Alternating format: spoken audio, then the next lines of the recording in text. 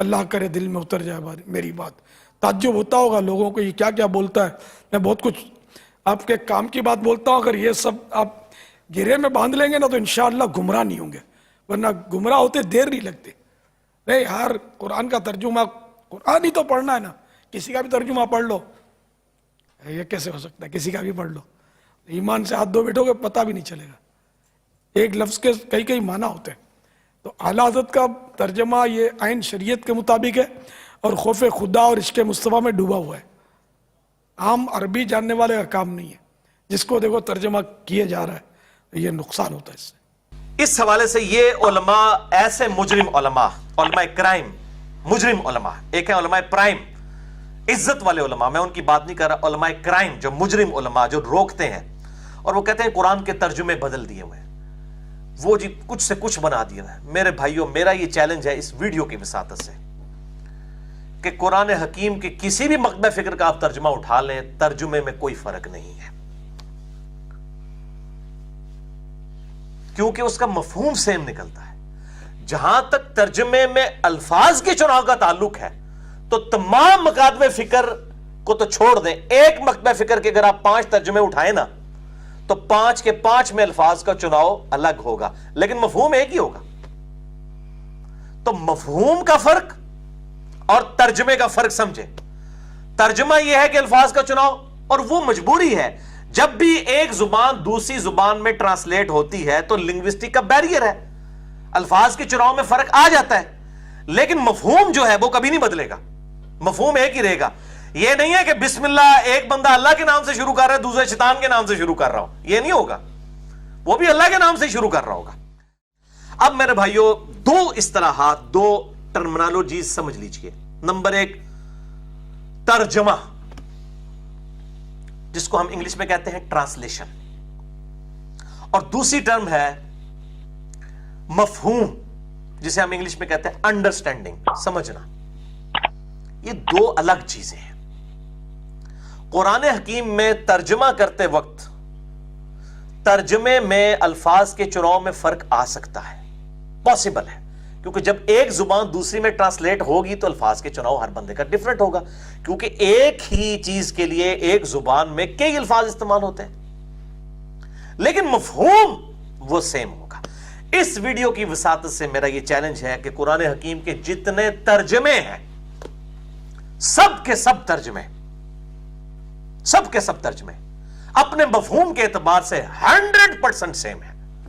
الفاظ کے چناؤ میں فرق ہو سکتا ہے, اور یہ لنگوسٹک کا دوسرے میں جانے کے ساتھ یہ ایک چیز جڑی ہوئی ہے, یہ ٹیکنیکل چیز ہے. لہٰذا اس حوالے سے جو یہ کہتے ہیں قرآن میں بڑا اختلاف ہے جی, بریلویوں کا اپنا ہے, دیوبندیوں کا اپنا ہے, شیعہ کا اپنا ہے, اہل حدیث کا اپنا ہے, بالکل جھوٹ ہے. قرآن سے دور کرنے کے لیے یہ سازش کرتے ہیں, دشمن ہے یہ اسلام کے. بالکل ایسی کوئی بات نہیں ہے. مفہوم 100% سیم ہے, الفاظ کے چناؤ میں ترجمے میں فرق آ سکتا ہے. اور اس کو میں آپ مثال دیتا ہوں. میں انگلش میں ایک مضمون لکھوں, 10 MA انگلش میں بٹھا لوں جو اردو بھی جانتے ہوں, اور میں 10 کے 10 کو ایک ہی پیج کی 10 فوٹو کاپیاں کروا کے دوں, اور میں ان سے کہوں کہ آپ ذرا اردو میں سے ٹرانسلیٹ کریں, کیا آپ یہ دعویٰ کر سکتے ہیں کہ سب کے الفاظ سیم ہوں گے؟ تو یہ جھگڑا کیوں مولویوں نے ڈالا ہوا ہے, علماء کرائم نے, مجرم علماء نے؟ علماء پرائم پڑھو, عزت والے علماء, اپنی عزت کراؤ. یہ مجھے کہتے ہیں علی علماء کی عزت نہیں کرتا, اپنی عزت کراؤ نا یار. نہ کر, نہ امت نو پاڑ, خدا دا واسطہ جے نہ کرو عزت. علماء پرائم بنے نا, علماء کرائم نہ بنے, مجرم علماء نہ بنے, عزت والے علماء بنے نا. مسئلہ نمبر 141 آپ دیکھ لیں میرا, علماء پرائم ورسز علماء کرائم. منحوس آدمی, میں نے بتایا کہ کون علماء پرائم ہے اور کون علماء کرائم ہے. منحوس آدمی. تو یہ دشمنی کرتے ہیں. انگلش میں آپ کسی کو یہ 10 لوگوں کو ایسے لکھ کے دیں ایم اے انگلش کو, ان کو کہ ترجمہ کریں, ترجمہ کریں گے, آپ سب کو پتا ہے کہ الفاظ کا چناؤ مختلف ہوگا, لیکن مفہوم ایک ہی ہوگا. مفہوم الگ چیز ہے, الفاظ کا چناؤ ترجمہ الگ چیز ہے. مضمون تو بڑی دور کی بات ہے. میں ایک انگلش میں جملہ بول دوں, ایک سینٹینس, مثال کے طور پر, he wants to go to medical college, یہ ایک میں نے جملہ بولا ہے, he wants to go to medical college. اس کا اب ترجمہ کیسے ہو سکتا ہے؟ 4 پاسبل ترجمے میں آپ کو بتا دوں، 4 سے بھی زیادہ ہو سکتے ہیں الفاظ کے چناؤ کے اعتبار سے. نمبر 1، وہ میڈیکل کالج میں جانا چاہتا ہے. یہ ترجمہ ٹھیک ہے؟ اچھا. دوسرا، وہ چاہتا ہے کہ میڈیکل کالج جائے. میڈیکل کالج جانے نہیں کہہ رہا، مندر جانے کا نہیں کہہ رہا، وہ چاہتا ہے کہ میڈیکل کالج جائے. انگلش تو وہی ہے، he wants to go to medical college. یہ تو تھا اس کا سمپل ترجمہ. اب با محاورہ بھی کیا جا سکتا ہے، بالمفہوم بھی.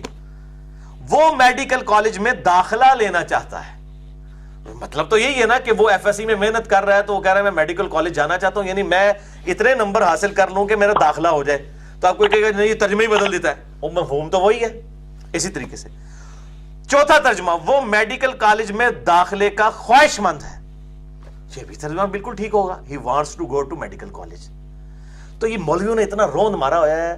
میں اس لیے ان کو کہتا ہوں کہ اللہ دے بندے ہو تہاڈی ٹکر پہلی بار کسی پڑھے لکھے بندے نال پئی جائے. لوگوں نے گھاس کھانی چھڑ دیتی ہے، لوگوں نے گھاس کھانی چھوڑ دی ہے. لوگوں کو پتا ہے کون دھوکہ دے رہا ہے اور کون سونے کی مہر 24 کیرٹ سونا صحیح بات کر رہا ہے ڈنکے کی چوٹ پہ. یہ اب آپ کے دھوکے نہیں چلیں گے. اب دین آ گیا پڑھے لکھے لوگوں کے ہاتھ میں. اب ڈرائیونگ سیٹ کے اوپر وہ لوگ بیٹھے ہوئے ہیں. اب آپ کے دھوکے نہیں چلیں گے. جو ترجمے مختلف ہوتے ہیں جی فرق پہ جاتا ہے جی. ٹھیک ہے، انہوں کو تسی اللہ دے بندے ہو ایک مکتبہ فکر کے 10 جید علماء یہ چن لینا. ہم ان کو قرآن پاک کا ایک صفحہ دیتے ہیں، 10 کے 10 ایک الفاظ کا ترجمہ کر کے بتائیں، تو ہم پھر کہیں گے 10 کے 10 ہی گمراہ کو ترجمہ بدل دیا انہوں نے. ٹھیک ہے، سارا ٹنگی ہے پھر. لیکن کہیں گے نہیں الفاظ کا چناؤ کا فرق تو آ جاتا ہے، مفہوم تو ایک ہے نا. بھائی باہر نکلو اس کنویں، تو باہر نکلو، کنویں کے مینڈک نہ بنے، باہر نکلے. بریلوی، دیوبندی، اہل حدیث، شیعہ، سب کے ترجمے ایک جیسے ہیں مفہوم کے اعتبار سے، کوئی فرق نہیں ہے الحمدللہ.